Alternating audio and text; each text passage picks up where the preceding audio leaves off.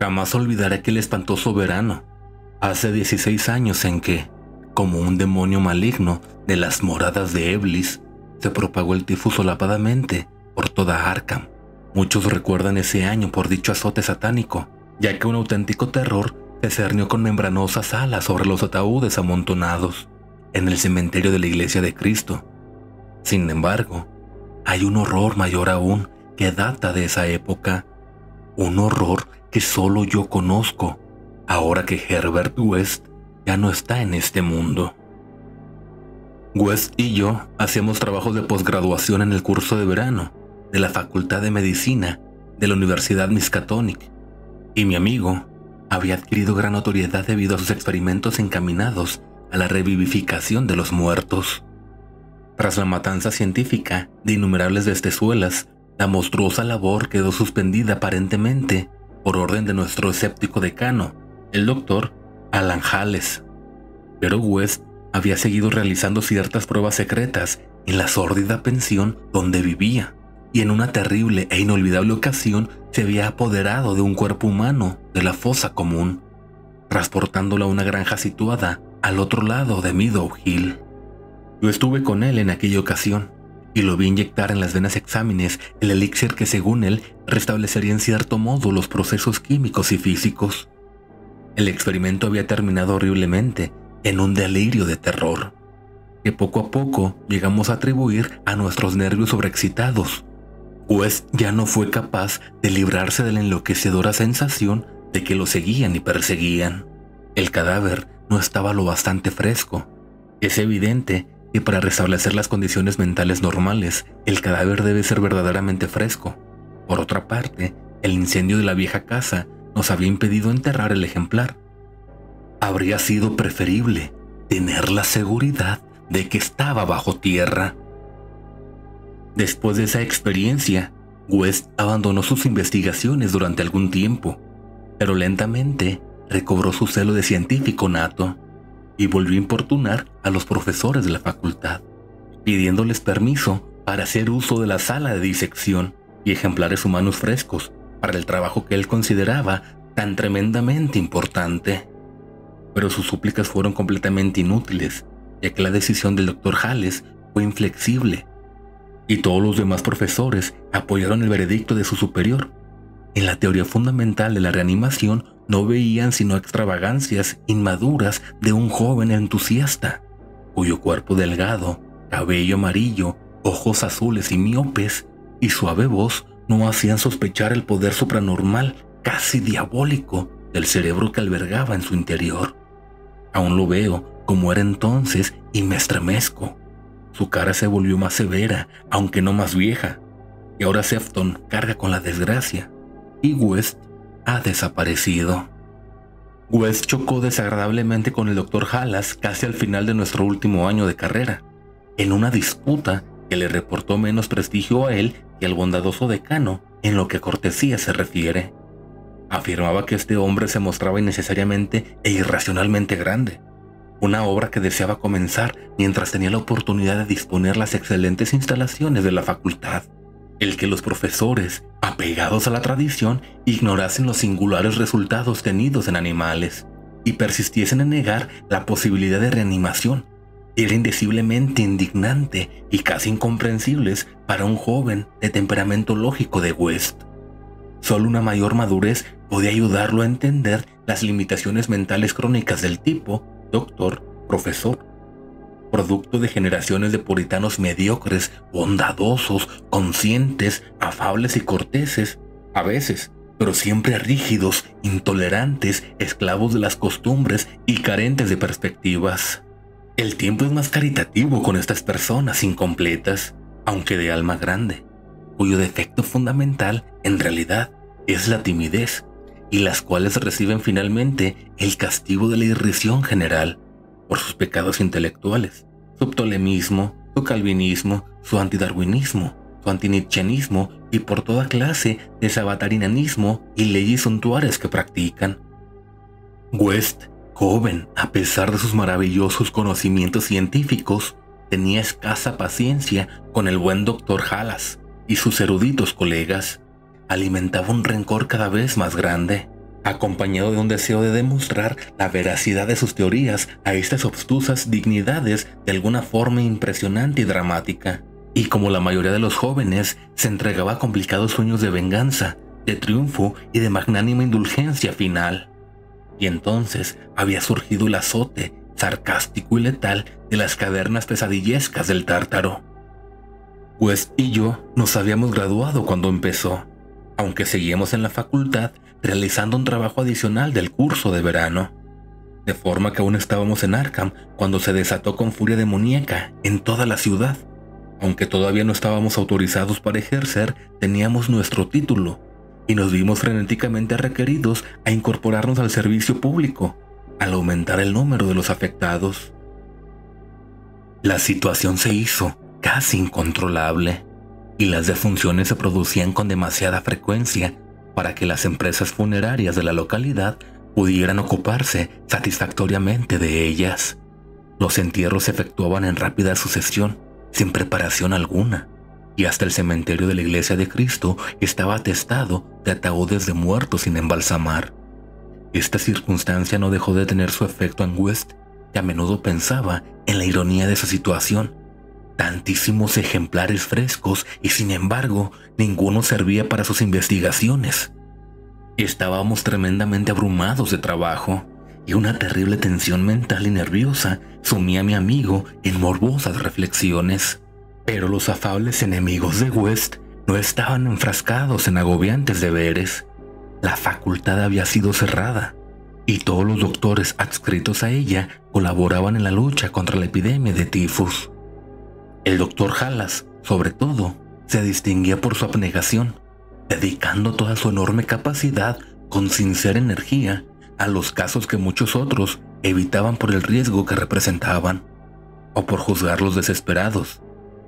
Antes de terminar el mes, el valeroso decano se había convertido en héroe popular, aunque él no parecía tener conciencia de su fama, y se esforzaba en evitar el desmoronamiento por cansancio físico y agotamiento nervioso.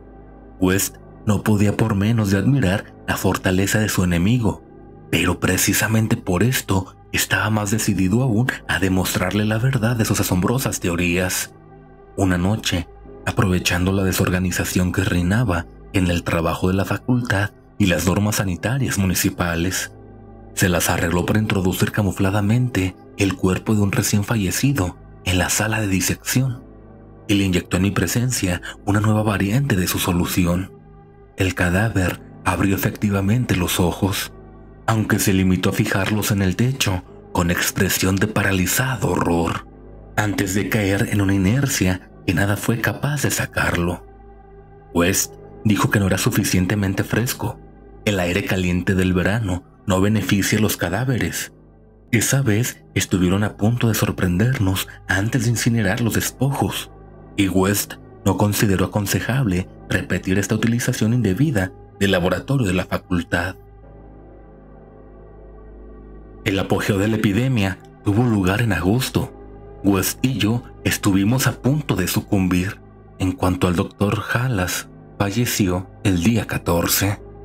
Todos los estudiantes asistieron a su precipitado funeral el día 15 y compraron una impresionante corona, aunque casi la ahogaban los testimonios enviados por los ciudadanos acomodados de Arkham y las propias autoridades del municipio. Fue casi un acontecimiento público, dado que el decano había sido un verdadero benefactor para la ciudad. Después del sepelio, nos quedamos bastante deprimidos y pasamos la tarde en el bar de la casa comercial, donde West, aunque afectado por la muerte de su principal adversario, nos hizo estremecer a todos hablándonos de sus notables teorías. Al oscurecerse, la mayoría de los estudiantes regresaron a sus casas o se incorporaron a sus diversas publicaciones, pero West me convenció para que lo ayudase a sacar partida de la noche. La patrona de West nos vio entrar en la habitación alrededor de las 2 de la madrugada, acompañados de un tercer hombre, y le contó a su marido que se notaba que habíamos cenado y bebido demasiado bien. Aparentemente, la vinagrada patrona tenía razón, pues hacia las 3 la casa entera se despertó con los gritos procedentes de la habitación de West, cuya puerta tuvieron que echar abajo para encontrarnos a los dos inconscientes. tendidos en la alfombra manchada de sangre, golpeados, arañados y magullados, con trozos de frascos e instrumentos esparcidos a nuestro alrededor. Solo la ventana abierta revelaba qué había sido de nuestro asaltante, y muchos se preguntaron qué le había ocurrido después del tremendo salto que tuvo que dar desde el segundo piso al césped. Encontraron ciertas ropas extrañas en la habitación, pero cuando West volvió en sí, explicó que no pertenecían al desconocido, sino que eran muestras recogidas para su análisis bacteriológico, lo cual formaba parte de sus investigaciones sobre la transmisión de enfermedades infecciosas. Ordenó que las quemasen inmediatamente en la amplia chimenea. Ante la policía, declaramos ignorar por completo la identidad del hombre que había estado con nosotros. West explicó con nerviosismo que se trataba de un extranjero afable al que habíamos conocido en un bar de la ciudad que no recordábamos. Habíamos pasado un rato algo alegres y West y yo no queríamos que detuviesen a nuestro belicoso compañero. Esa misma noche presenciamos el segundo horror de Arkham, horror que, para mí, iba a eclipsar a la misma epidemia. El cementerio de la Iglesia de Cristo fue escenario de un horrible asesinato. Un vigilante había muerto a arañazos, no solo de manera indescriptiblemente espantosa, sino que había dudas de que el agresor fuese humano. La víctima había sido vista con vida bastante después de la medianoche, descubriéndose el incalificable hecho al amanecer. Se interrogó al director de un circo instalado en el vecino pueblo de Bolton, pero este juró que ninguno de sus animales se había escapado de su jaula. Quienes encontraron el cadáver observaron un rastro de sangre que conducía a una tumba reciente, en cuyo cemento había un pequeño charco rojo justo delante de la entrada. Otro rastro más pequeño se alejaba en dirección al bosque, pero se perdía enseguida. A la noche siguiente, los demonios danzaron sobre los tejados de Arkham, y una desenfrenada locura aulló en el viento. Por la enfebrecida ciudad anduvo suelta una maldición de la que unos dijeron que era más grande que la peste misma, y otros murmuraban que era el espíritu encarnado del mismo mal.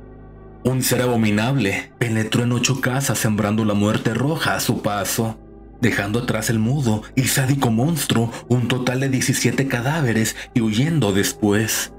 Algunas personas que llegaron a verlo en la oscuridad dijeron que era blanco y como un mono malformado o monstruo antropomorfo. No había dejado entero a nadie de cuantos había atacado, ya que a veces había sentido hambre. El número de víctimas ascendía a 14.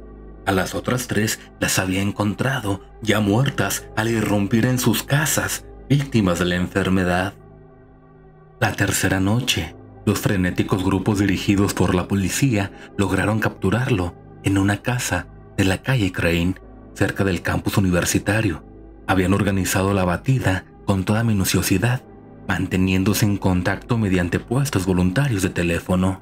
Y cuando alguien del distrito de la universidad informó que había oído arañar en una ventana cerrada, desplegaron inmediatamente la red. Debido a las precauciones y a la alarma general, no hubo más que otras 2 víctimas, y la captura se efectuó sin más accidentes. La criatura fue detenida, finalmente por una bala, aunque no acabó con su vida y fue trasladada al hospital local, en medio del furor y la abominación generales, porque aquel ser había sido efectivamente humano. Esto quedó claro. A pesar de sus ojos repugnantes, su mutismo simiesco y su salvajismo demoníaco, le vendaron la herida y lo trasladaron al manicomio de Sefton, donde estuvo golpeándose la cabeza contra las paredes de una celda acolchada durante 16 años, hasta un reciente accidente a causa del cual escapó en circunstancias de las cuales a nadie le gusta hablar. Lo que más repugnó a quienes lo atraparon en Arkham fue que al limpiarle la cara a la monstruosa criatura, observaron en ella una semejanza increíble y burlesca con un mártir sabio y abnegado, al que habían enterrado hace 3 días, el difunto doctor Alan Halas, benefactor público y decano de la Facultad de Medicina de la Universidad Miskatonic. Para el desaparecido Herbert West y para mí, La repugnancia y el horror fueron indecibles. Aún me estremezco esta noche mientras pienso en todo ello, y tiemblo más aún de lo que temblé aquella mañana en que West murmuró entre sus vendajes: «Maldita sea, no estaba bastante fresco».